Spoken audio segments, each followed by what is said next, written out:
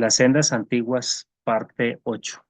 Nos dice él en Jeremías 6:16 que debemos andar por las sendas antiguas porque este es el buen camino. El pueblo de Dios debe escuchar el sonido de la trompeta porque lo mantendrá alerta. No debemos rechazar este camino porque fue dado por el mismo Señor, fue inspirado por él para que nosotros transitáramos por ahí.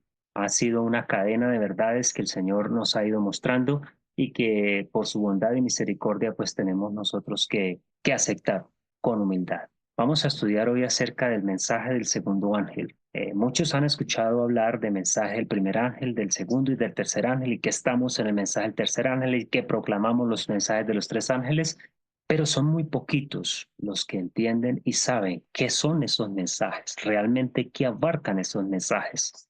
Hoy tenemos el mensaje del segundo ángel que continuó precisamente al clamor de medianoche. Estos mensajes nos llevan a nosotros a entender la gloriosa verdad.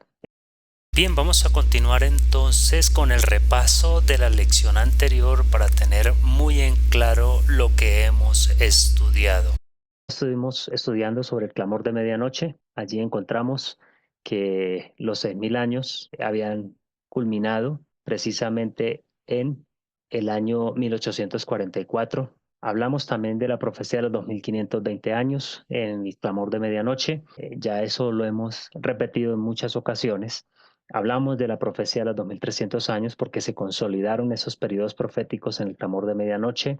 Se explicó y se amplió las 70 semanas de Daniel 9:25 al 26. Esto todo estaba contenido en el clamor de medianoche. Entonces, si esto fue solo en el clamor de medianoche, ¿qué nos traen los mensajes de los tres ángeles? El año de la crucifixión, como el año 31 después de Cristo, se consolidó que fue un día viernes, día en que Cristo murió. El calendario judío caraíta es el calendario que se usó y se usa y se debería usar para nosotros entender lo que entendieron los mileritas. La manifestación en el Sinaí fue un tipo del Pentecostés. Encontramos que la venida de Jesús inicia el jubileo milenario y que la fiesta de las cabañas representa la cena de bodas del Cordero. Y el punto 10 es que los 1000 años después de la venida de Cristo, que se inaugura precisamente, que es el mismo jubileo con la venida del Señor, es un tipo de sabbat milenario. Recordemos que en la Biblia hay diferentes tipos de sábados, ¿no? Encontramos los sábados semanales, encontramos los sábados anuales y encontramos los sábados milenarios cada 1000 años. Entonces hay como una especie de escala que se va subiendo a nivel individual, grupal y así mundial o quizás a nivel universal. Nos está mostrando el Señor su perfección con las matemáticas. Eso nos está mostrando. En el clamor de medianoche encontramos estos 10 temas y otros más que nos estuvieron mostrando precisamente la armonía con la que el Señor maneja sus reformas.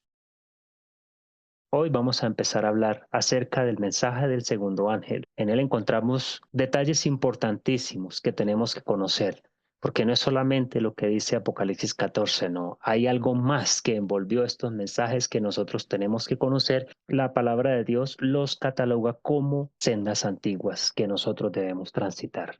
El mensaje del segundo ángel es la verdadera historia. Miremos qué fue lo que pasó con el mensaje del segundo ángel.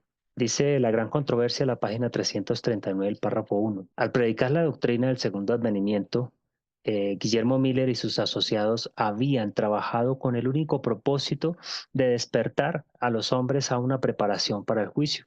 Habían tratado de despertar a los profesantes de la religión a la verdadera esperanza de la Iglesia y a su necesidad de una experiencia cristiana más profunda y trabajaron también para despertar a los inconversos al deber del arrepentimiento inmediato y la conversión a Dios. Esos eran los objetivos de la predicación del mensaje del primer ángel.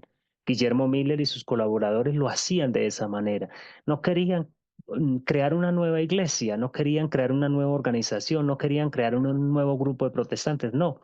Querían que todos los que ya conocían a la palabra de Dios entendieran que el Señor les estaba exigiendo arrepentimiento inmediato y conversión a Él. No intentaron convertir a los hombres a una secta o un partido religioso. Por lo tanto, trabajaron entre todas las organizaciones que habían, sectas, religiones, grupos, sin interferir en su organización o en su disciplina.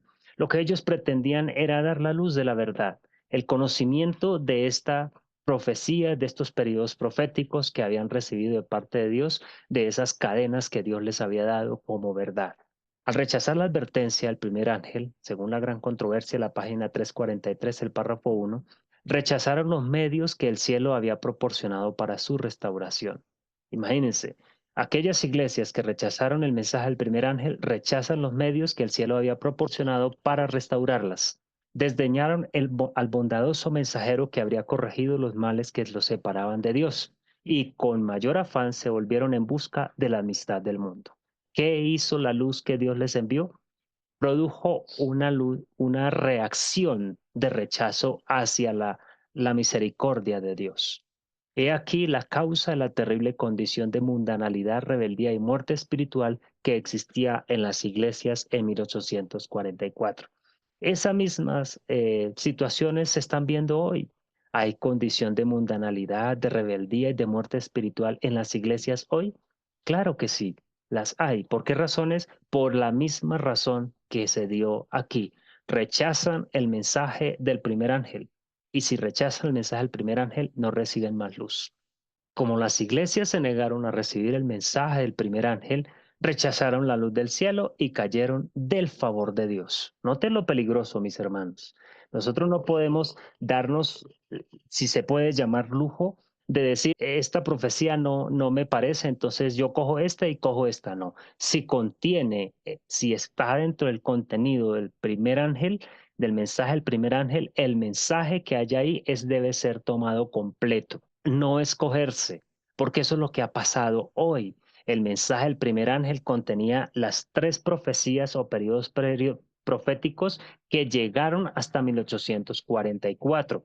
Esos tres periodos proféticos de los que hablamos incluían Daniel y Apocalipsis, incluían también las profecías del capítulo 7, 2, 8 y 9 de Daniel.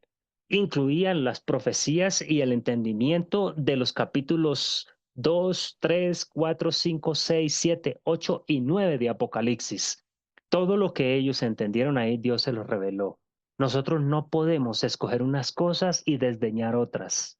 Son todo lo que Dios nos dio en el mensaje del primer ángel. Por lo tanto, todo debe ser aceptado, comprendido y llevado a la práctica. Aquí dice que las iglesias se negaron a recibir el mensaje del primer ángel, entonces rechazaron la luz del cielo y cayeron del favor de Dios.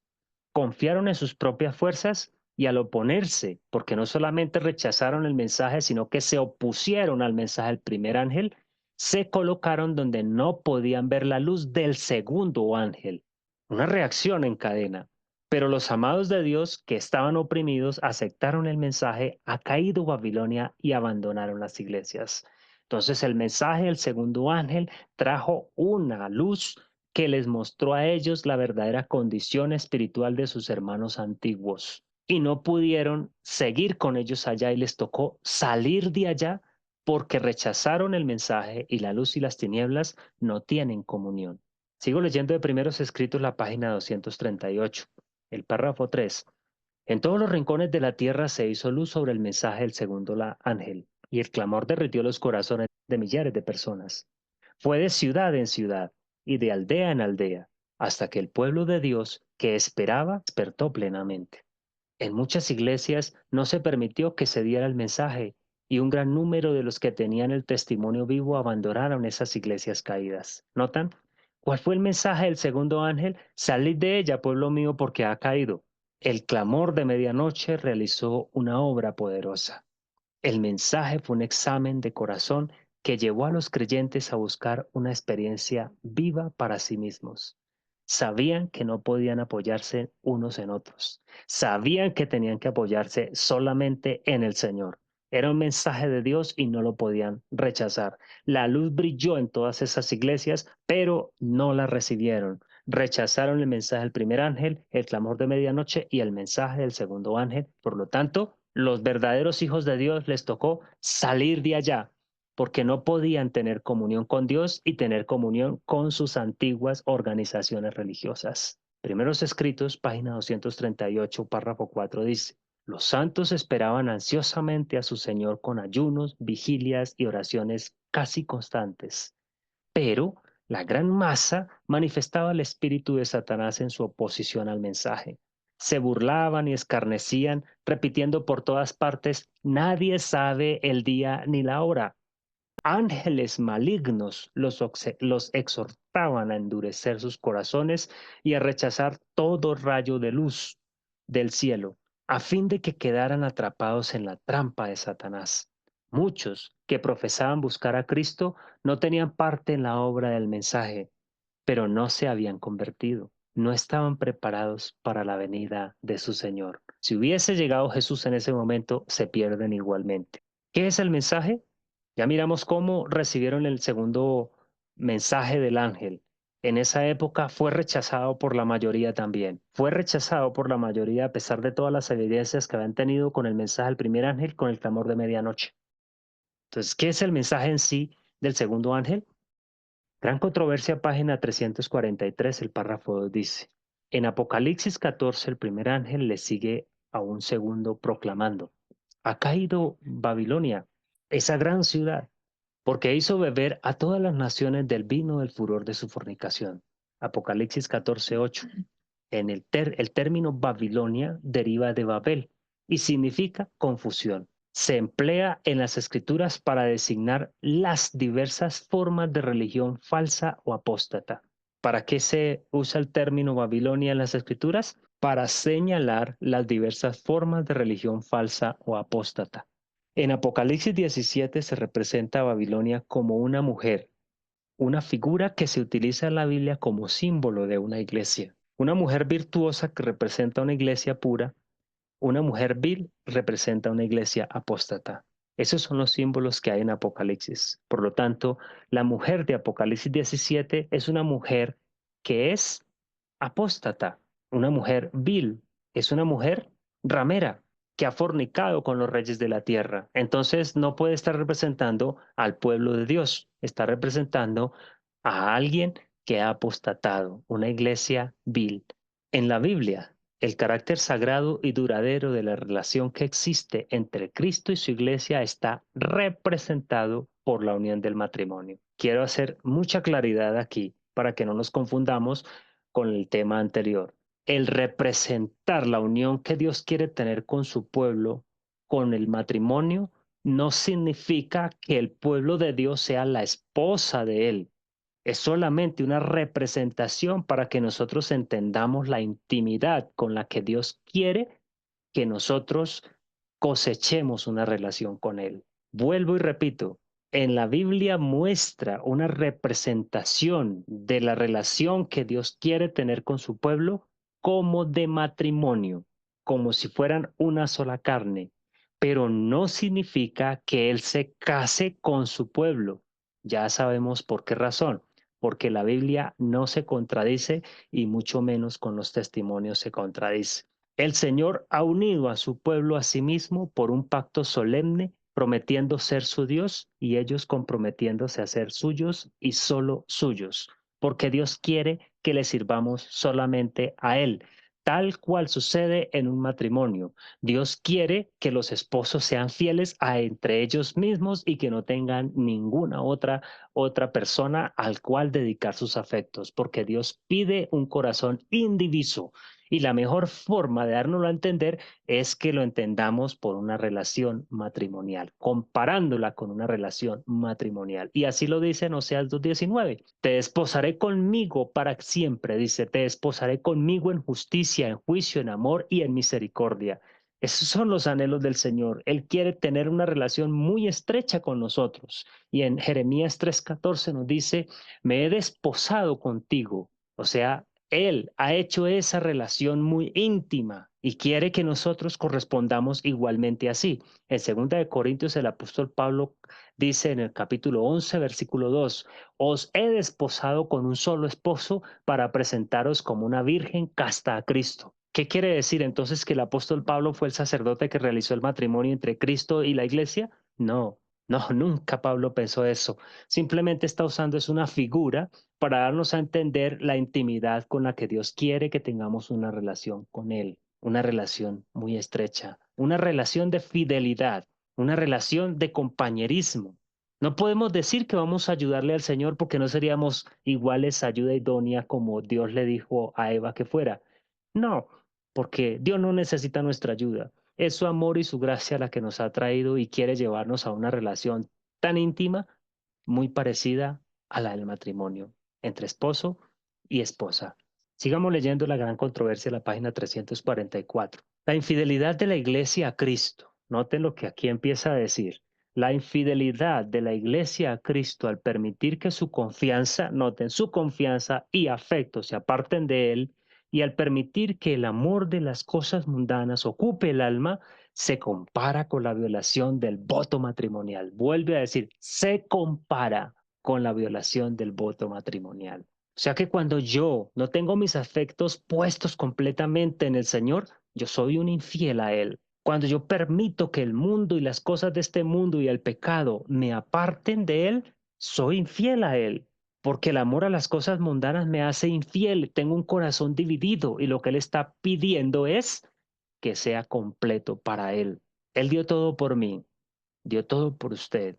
¿Será que no tiene el derecho de exigir todo para Él? El pecado de Israel al apartarse del Señor se presenta bajo esta figura, como una violación del voto matrimonial. Y el maravilloso amor de Dios que así despreciaron se describe conmovedoramente aquí, Ezequiel 16:8. Y pasé yo otra vez junto a ti, y te miré, y aquí que tu tiempo era tiempo de amores. Y extendí mi manto sobre ti, y cubrí tu desnudez, y te di juramento, y entré en pacto contigo, dice Jehová el Señor, y fuiste mía, hablando de Jerusalén, porque esa es la relación que Él quiere tener con nosotros, una relación tan estrecha como de matrimonio. Y si estamos muy cerca de Él, ¿quién nos va a tocar? Ezequiel 16:13 continúa diciendo, así fuistes adornada de oro y de plata, las recogió sin tener nada, estar completamente desnuda, como está descrito nuestra condición en Apocalipsis capítulo 3, el mensaje de la Odisea. Somos miserables, pobres, ciegos y desnudos. Y en este texto nos dice que así estábamos y Él nos recogió, nos extendió su manto sobre Él, cubrió nuestra desnudez, nos dio el juramento, entró en pacto con nosotros y aparte de eso nos adornó de oro y de plata. ¿No somos pobres? Y mire lo que está diciendo el Señor. Nuestro vestido era de lino fino, seda y bordado. Comiste flor de harina de trigo, miel y aceite, y fuiste hermoseada en extremo, prosperaste hasta llegar a reinar. Eso es lo que Dios quiere hacer con nosotros. Pero ¿qué pasó? Mire lo que dice el versículo 14. Y salió tu renombre entre todas las naciones a causa de tu hermosura, porque era perfecta, a causa de mi hermosura que yo puse sobre ti, dice Jehová el Señor. Lo mismo que le pasó a Lucifer en el cielo, le ha pasado en repetidas ocasiones al pueblo de Dios. En este texto, el capítulo, versículo 14, dice que a causa de la hermosura que Dios puso en nosotros, se volvió muy, muy, pero muy hermosa. Pero esa hermosura, dice en el versículo 15, la hizo caer, pero confiaste en tu hermosura y te prostituiste a causa de tu renombre y derramaste tus fornicaciones a cuantos pasaron.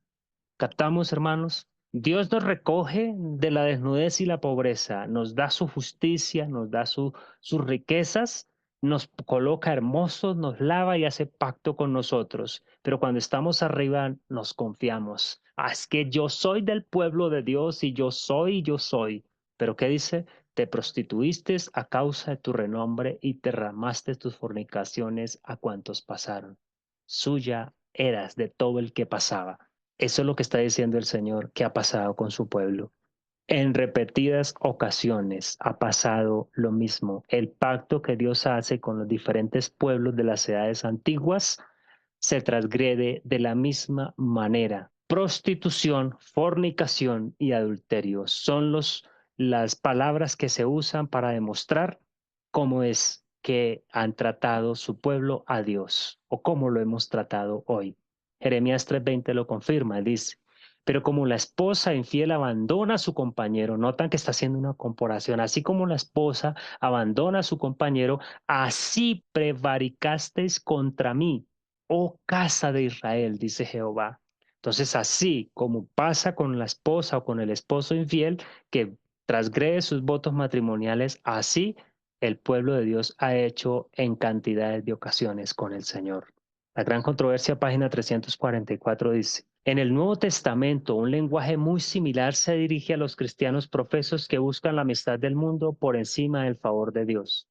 Dice el apóstol Santiago: adúlteros y adúlteras, ¿no sabéis que la amistad del mundo es enemistad contra Dios? Cualquiera, pues, que quiera ser amigo del mundo es enemigo de Dios. El apóstol está diciendo aquí y está tratando a aquellos que buscan la amistad del mundo, profesos cristianos, se transforman en adúlteros y adúlteras. Transgreden sus votos, están pisoteando el voto y el compromiso con Dios, porque al hacer amistad con el mundo se están constituyendo en enemigos de Dios. Esas frases nos están mostrando que el Señor de manera repetida usó la relación matrimonial como una metáfora entre la relación que él desea tener con su pueblo siempre. Entonces, ¿qué es el mensaje? Otro ángel le siguió diciendo: ha caído Babilonia, la gran ciudad, porque ha hecho beber a todas las naciones del vino del furor de su fornicación. Entonces aquí nos damos cuenta que en la época en que se predicó este mensaje por primera vez, las iglesias a las que él buscaba restaurar rechazaron el mensaje. Entonces sencillamente llegó el clamor: ha caído, ya cayeron, han caído en fornicación. Y recuerden que adulterio y fornicación no son la misma cosa.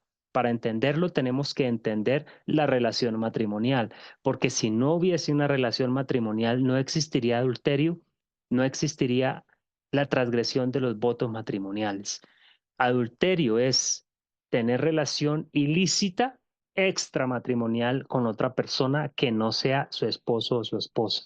Fornicación es tener relación ilícita, esté casado o no esté casado, con diferentes parejas sexuales.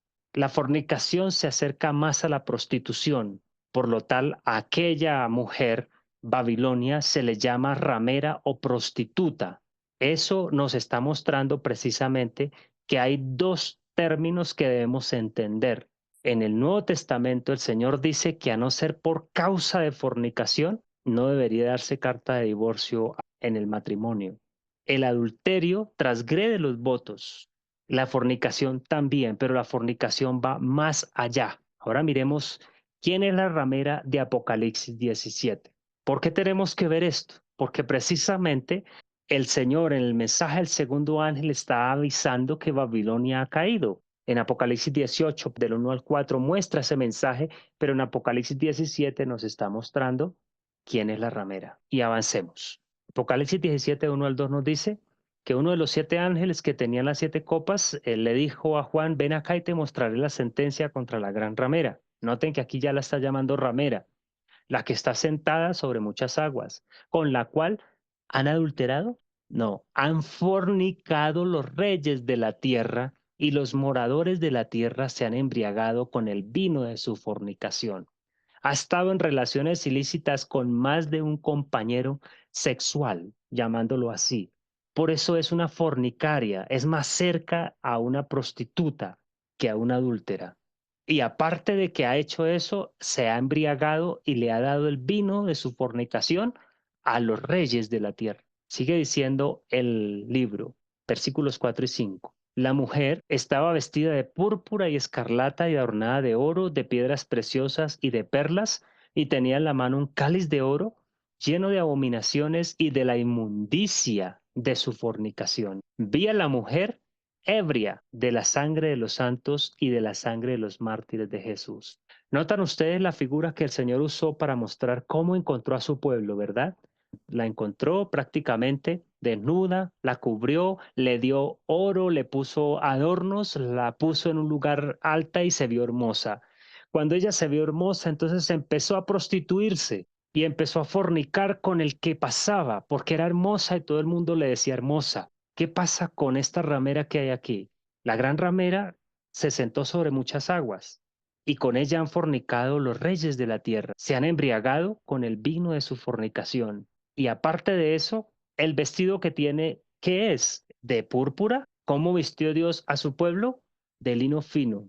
Ella está vestida de púrpura y escarlata. ¿Qué significan esos dos colores? Los colores que habían de moda en esa época en los imperios. Los reyes usaban la púrpura y la escarlata, mostrando la mezcla entre cristianismo y política. Estaba adornada de oro, las riquezas, de piedras preciosas y de perlas, y tenía en la mano un cáliz de oro que mantenía las abominaciones de la inmundicia de su fornicación. La mujer estaba ebria de la sangre de los santos y de la sangre de los mártires de Jesús.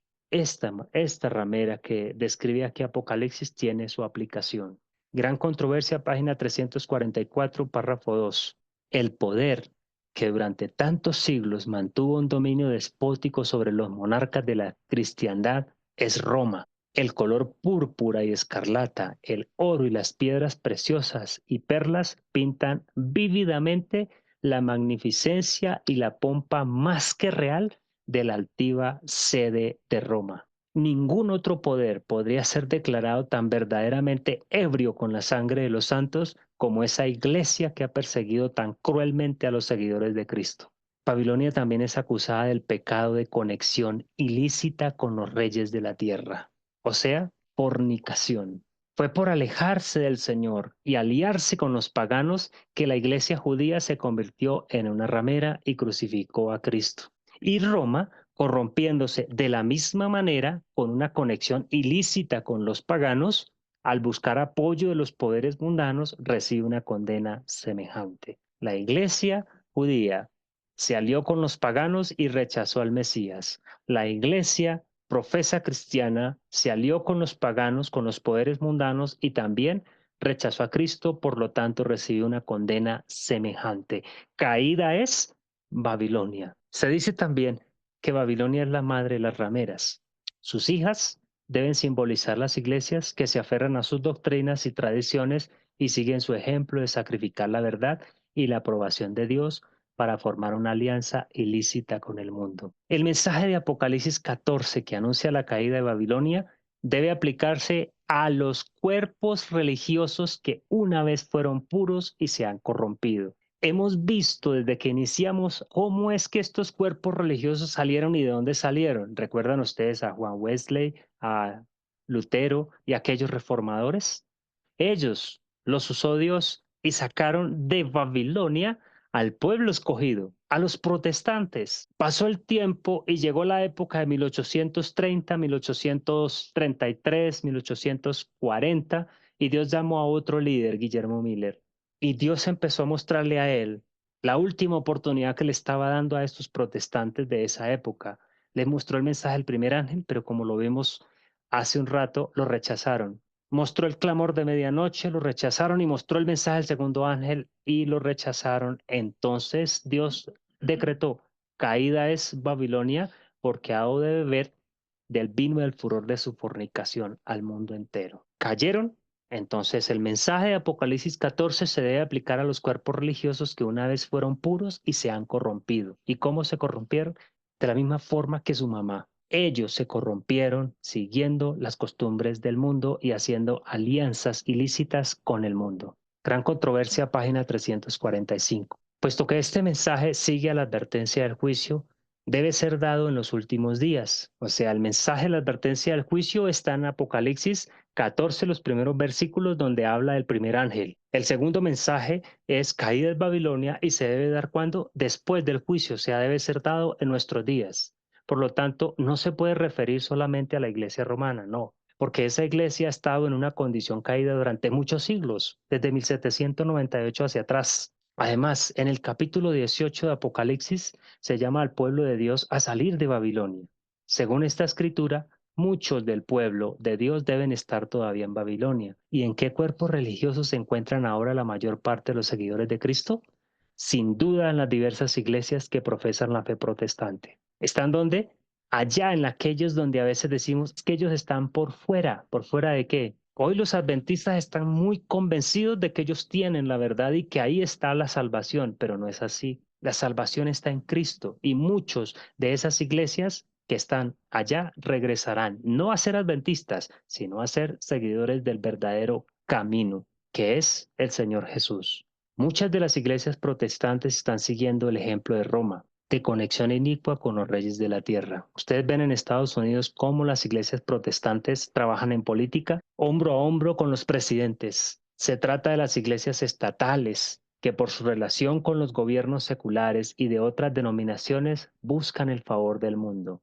Y el término Babilonia, que significa confusión, puede aplicarse apropiadamente a estos cuerpos religiosos. Todos están profesando derivar sus doctrinas de la Biblia, pero están divididos en casi innumerables sectas con credos y teorías ampliamente conflictivos. Entonces se llaman Babilonia. ¿No se ha repetido el mismo proceso en casi todas las iglesias que se llaman protestantes? A medida que los fundadores, los que poseían el verdadero espíritu de reforma, fallecen, sus descendientes se adelantan y modelan de nuevo la causa, mientras se aferran ciegamente al credo de sus padres y se niegan a aceptar cualquier verdad anterior a lo que ellos vieron. Los hijos de los reformadores se apartan ampliamente de su ejemplo de humildad, abnegación y renuncia al mundo. Así la primera sencillez desaparece. Un torrente mundano fluyendo hacia la iglesia lleva consigo costumbres y prácticas e ídolos. ¿Cuál es la sencillez primaria que desaparece de la iglesia cuando el mundo entra en ella?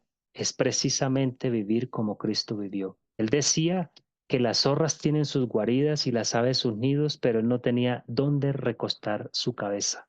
Eso parece hoy en los ministros y en los líderes de estos cuerpos religiosos. Aún en sus mismos miembros, cada uno busca lo suyo, cada uno quiere buscar lo suyo, quiere luchar y pasar por encima del que se sea para lograr sus aspiraciones mundanas. Gran Controversia, página 347 dice: ay, ¿hasta qué punto tan temible es esa amistad del mundo que la Biblia la cataloga como enemistad con Dios? Esa amistad que se puede estar abrigando ahora entre los profesos seguidores de Cristo. Cuán ampliamente se han apartado las iglesias populares de toda la cristiandad, de la norma bíblica de humildad y abnegación, sencillez y piedad. ¿Hasta qué punto es tan temible esa amistad con el mundo que nos separa de la amistad con Dios? ¿Podríamos nosotros sacrificar la amistad con nuestro Dios por la amistad con el mundo? Analicemos cómo está nuestra vida. Entonces, la ramera de Apocalipsis 17 representa a la iglesia romana. Sus hijas representan a las iglesias protestantes caídas, aquellas que están en apostasía y que van directo hacia ella.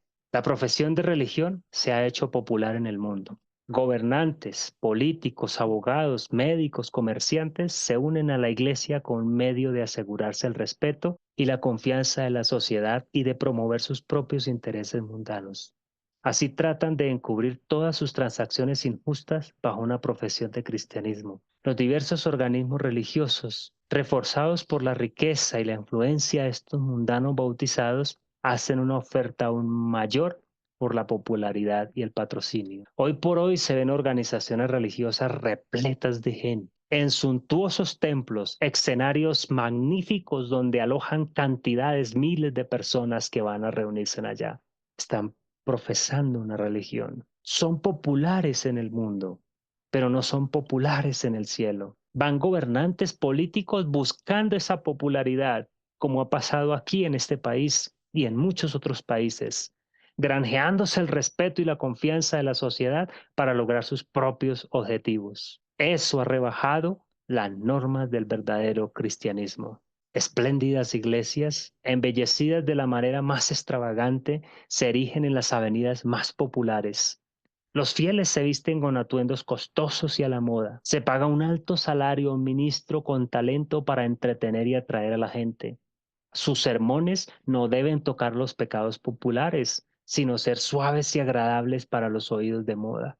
Así, los pecadores de moda se inscriben en los registros de la iglesia y los pecados de moda se ocultan bajo una pretensión de piedad. Qué párrafo tan profundo, hermanos. Lo que debería traer esperanza al mundo se está convirtiendo en una barca que está rota, próxima a hundir, donde va a llevar consigo la carga de personas que se montan en ella. Los pecadores de moda, ustedes se han dado cuenta cuánta gente, cuántas personas, cuántos ídolos del mundo de un momento a otro se vuelven cristianos porque quieren granjearse la popularidad. Los pecadores de moda se inscriben en los registros de la iglesia y los pecados de moda se ocultan bajo una pretensión de piedad. El gran pecado que se le imputa a Babilonia es que hizo beber a todas las naciones del vino del furor de su fornicación, o sea, las contaminó, las llevó a la perdición. Esta copa de embriaguez que ella presenta al mundo representa las falsas doctrinas que ella ha aceptado como resultado de su conexión ilícita con los grandes de la tierra. ¿No han escuchado frases como la estamos más cerca de ellos, podemos saber cuándo nos dan la ley dominical? No es que desde allá podemos sacar dinero para esto y para aquello y para hacer la obra de Dios. No es que Él es el presidente y nos puede ayudar. Dios no quiere que nos unamos como pueblo de Dios al poder civil. La amistad con el mundo corrompe su fe y a su vez ejerce una influencia corruptora sobre el mundo al enseñar doctrinas que se oponen a las declaraciones más claras de las Sagradas Escrituras. Hoy está de moda ser político y ser cristiano. Hoy está de moda ser senador y ser cristiano, ser presidente y ser cristiano, pero es una relación que no está de acuerdo con el poder de Dios y su misericordia. Ni siquiera nosotros debemos votar, porque no podemos elegir a personas que son intemperantes, que no han sido convertidas y que van tras sus propios intereses porque estaremos participando de sus propios pecados. Roma retuvo la Biblia del pueblo y exigió a todos los hombres que aceptaran sus enseñanzas en su lugar. Esa era la estrategia de Roma, no permitir que el pueblo tuviera la Biblia en sus manos. ¿Y hoy cuál es su estrategia? Fue obra de la Reforma restaurar para los hombres la palabra de Dios. Como Roma se las quitó, Dios usó a los reformadores para revolvérsela a su pueblo. Pero no es demasiado cierto que en las iglesias de nuestro tiempo se enseña a los hombres a basar su fe en su credo y en las enseñanzas de su iglesia más que en las escrituras. No es que a mí me han enseñado que el que se gana las almas aquí por medio del bautismo va a tener una corona de oro allá y va a tener cantidades de estrellas. ¿Eso lo dice la Biblia? ¿Quién me dice a mí o dónde encuentro yo que con solo bautizar a una persona ya está salva? Ya me la he ganado para el reino de los cielos. ¿De dónde hemos encontrado eso? Teorías humanas, enseñanzas de hombres. Y se enseña al pueblo a basar su fe en lo que los hombres digan y no en lo que la palabra de Dios digan. ¿Por qué se estudia tanto el folleto de escuela sabática y las matutinas? ¿Por qué no se estudia mejor la palabra de Dios tal cual está ahí? ¿Por qué no se enseña en las universidades y en las escuelas que la base del conocimiento es la palabra de Dios? Nos han quitado la Biblia tal como Roma se la quitó al pueblo y no nos hemos dado cuenta. Este señor escribió en la época de 1846, pero dijo un sermón tan claro que Dios vio conveniente incluirlo en el libro La Gran Controversia, la página 349, párrafo 2. Charles Bichard dice, hablando de las iglesias protestantes, evitan cualquier palabra grosera contra los credos con la misma sensibilidad con la que aquellos padres habrían evitado una palabra grosera contra la creciente veneración de santos y mártires que estaban fomentando. Eso pasa hoy. Las denominaciones evangélicas protestantes se han atado tanto las manos unas a otras y las suyas propias que entre todas ellas un hombre no puede llegar a ser predicador en absoluto en ningún lugar sin aceptar algún libro además de la Biblia. Interesante, ¿verdad? No hay nada imaginario en la afirmación de que el poder de los credos está comenzando ahora a prohibir la Biblia tan realmente como lo hizo Roma, aunque de una manera más sutil. Vayan a librerías cristianas y observen la cantidad de literatura que hay ahí, hechos por teólogos, por doctores, por no sé cuántas cosas, y cuántas bibliecitas venden por allá en un rinconcito. Se promueve la lectura de la Biblia en su iglesia, se promueve la lectura directa de la Biblia en las reuniones que se hacen, se promueve directamente el aprender de esa fuente de verdad antes que de otras fuentes humanas. Sigue diciendo el mismo libro, dice, cuando los maestros fieles exponen la palabra de Dios, surgen hombres eruditos, ministros que profesan entender las escrituras, que denuncian la sana doctrina como herejía y por lo tanto desvían a los que buscan la verdad. Si no fuera, mire lo que dice aquí tan interesante, si no fuera porque el mundo está irremediablemente ebrio con el vino de Babilonia, multitudes serían convencidas y convertidas por las verdades claras y cortantes de la palabra de Dios. Pero la fe religiosa parece tan confusa y discordante que la gente no sabe qué creer como verdad. El pecado de la impenitencia del mundo está a la puerta de la iglesia. La gente no sabe qué grupo religioso seguir. Aquí dicen una cosa, aquí dicen otra, aquí dicen otra, aquí dicen allí, allá. Y así está pasando en el mundo adventista. Las personas no saben a quién creerle. ¿Por qué razón? Porque la palabra de Dios ha sido separada, ha sido cortada y vamos solo a los credos.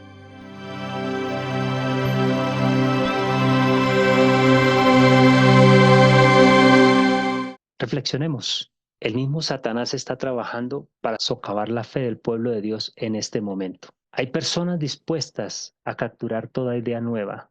En esto sí hay mucho, mis hermanos. Hay un río revuelto. Hay personas diciendo que Satanás se puede salvar, que habían profesado la fe adventista. Hay personas diciendo una cantidad de barbaridades, hermanos. Las profecías de Daniel y del Apocalipsis son mal interpretadas. Tenemos que reestructurarnos. ¿Han visto en estos días, en estos sábados, cómo el Señor ha mostrado la interpretación correcta de Daniel y parte de Apocalipsis? Estas personas no consideran que la verdad ha sido expuesta en el tiempo señalado por los mismos hombres a quienes Dios estaba guiando para hacer esta obra especial. Estos hombres siguieron paso a paso en el cumplimiento mismo de la profecía, los que Dios guió. Y los que no han tenido una experiencia personal en esta obra deben tomar la palabra de Dios y creer en su palabra, que han sido guiados por el Señor en la proclamación de los mensajes del primer, segundo y tercer ángel.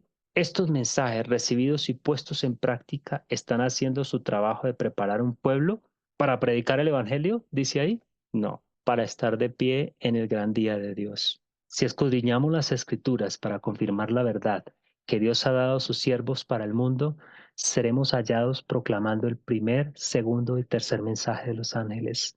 Cuando leí esta cita, hermanos, me conmovió. La verdad que sí, porque es eso lo que estamos haciendo, mis hermanos. Estamos escudriñando las Escrituras para confirmar la verdad que Dios ha dado a sus siervos pioneros para el mundo. Cuando hacemos eso, estamos siendo hallados proclamando el primero, segundo y tercer mensaje de los ángeles. ¿Y qué es lo que hacen esos mensajes? Nos transforman. Tienen que transformarnos, porque es palabra de Dios. Es cierto que hay profecías que aún no se han cumplido, pero se ha hecho un trabajo muy erróneo una y otra vez y continuará haciéndose por aquellos que buscan encontrar nueva luz en las profecías y que comienzan por apartarse de la luz que Dios ya ha dado. De eso se goza Satanás. Colocar fechas no está dado por Dios. No lo creamos. Los mensajes de Apocalipsis 14 son aquellos por los cuales el mundo ha de ser probado. Son el Evangelio eterno y han de sonar en todas partes. Pero el Señor no impone a los que no han tenido experiencia en su obra la carga de hacer una nueva exposición de estas profecías, que Él, por su Espíritu Santo, ha movido a sus siervos escogidos a explicar. Así que si alguien viene a decirles después de todo lo que ustedes han visto acá, es que la profecía de los 2520 no está bien interpretada, eso no es de Dios, o es que las 2300 tardes y mañanas no es así, o es que el continuo de Daniel 8:14 es el continuo sacrificio de Jesús, no es lo que ustedes están diciendo, el continuo paganismo. Ya sabemos que a nadie le ha dado Dios la autorización de exponer unas profecías nuevas que Él ya reveló. Tal cual las explicaron ellos y como Dios se las dio, es lo que nosotros debemos estudiar. Mis apreciados hermanos, hoy hemos visto un mensaje más. Hoy hemos visto el mensaje del segundo ángel, su alcance, su historia y lo que significa. Un anuncio de la caída de Babilonia. ¿Qué nos deparará el futuro? No tenemos por qué preocuparnos, porque ya está trazado en la profecía. Simplemente, la preocupación nuestra es no separarnos de las sendas antiguas. La preocupación nuestra es mantenernos caminando en la verdad de los mensajes de los tres ángeles. Pero no de viva voz, no es solamente palabras, sino porque Dios lo ha establecido de esa manera.